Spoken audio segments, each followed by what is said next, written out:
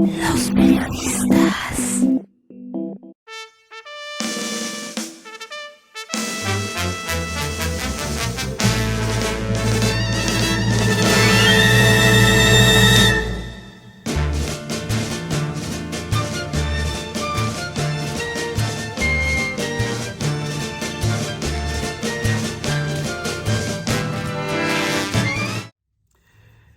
Después del 12 de octubre, la familia de Salacaín se preparaba para cocinar algunos productos con el fin de colocarlos en la ofrenda de Todos Santos y fieles difuntos.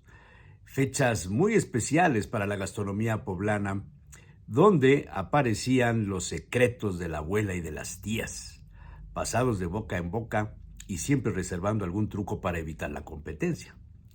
Se escudaban en frases como así lo hacía mi abuela, o sea, la tatarabuela de Salacaín. Así le gustaba a mi papá, a mi mamá no mucho. Y siempre existía la reflexión de cocinar para el muertito, para el alma visitante en los días 1 y 2 de noviembre.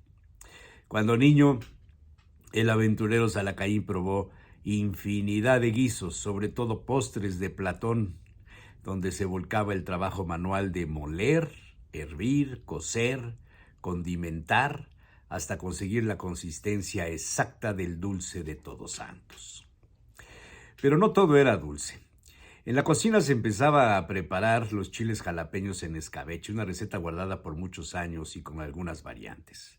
En algún momento, el mismo Salacaín ejecutó las operaciones básicas de preparar los chiles en su forma más sencilla. La otra era complicada y se necesitaba mucho tiempo y bastante sol y un control total de los frascos donde se hacían los chiles en escabeche. La forma más simple no era tan complicada. En algún cuaderno había encontrado las anotaciones de una de las tías sobre los llamados chiles cuaresmeños en escabeche. La receta pedía chiles jalapeños, también llamados cuaresmeños en tiempos de la cuaresma, crudos, sin tostar. Se desvenaban con cuidado para no romperlos mucho. Se preparaban dientes de ajos pelados y cabezas completas sin pelar. La base del escabeche era vinagre blanco de muy buena calidad y otro tanto igual de aceite de oliva o, decía la tía, del francés de don fulano de tal de abarrotes. Dentro del vitrolero, cuya tapa debía embonar perfectamente o ayudada por un papel de estraza, se ponían los dientes de ajo, algunas hierbas como tomillo, mejorana y otras. Agregaba un poco de sal gorda, algunos chiles, nuevamente más hierbas y chiles y así hasta llenar el vitrolero. La última capa llevaba las cabezas de ajo y el doble de hierbas. Se vaciaba la mezcla de vinagre y aceite y se tapaba perfectamente. La tía ponía en un papel de estraza debajo del vitrolero y colgado en la alacena la hora y el día de cuando se había elaborado el escabeche. Así no se equivocaba en el proceso. Cada tercer día movía el contenido sin dejar entrar el aire. A veces se tardaba 2 o hasta 3 semanas según la dureza de los chiles y a simple vista sabía cuándo estaban listos. Después de ese tiempo, los chiles en escabeche podían abrirse y probarse. A veces les faltaba un poco de sal, pero dependiendo de la cantidad de jalapeños preparados, a veces más de 100, alcanzaban hasta las comidas y cenas navideñas, o sea, 2 o 3 meses sin problema. Una vez abierto el vitrolero debía guardarse en lugares secos y oscuros y ese vinagre servía para completar el proceso de otros escabeches menos sofisticados.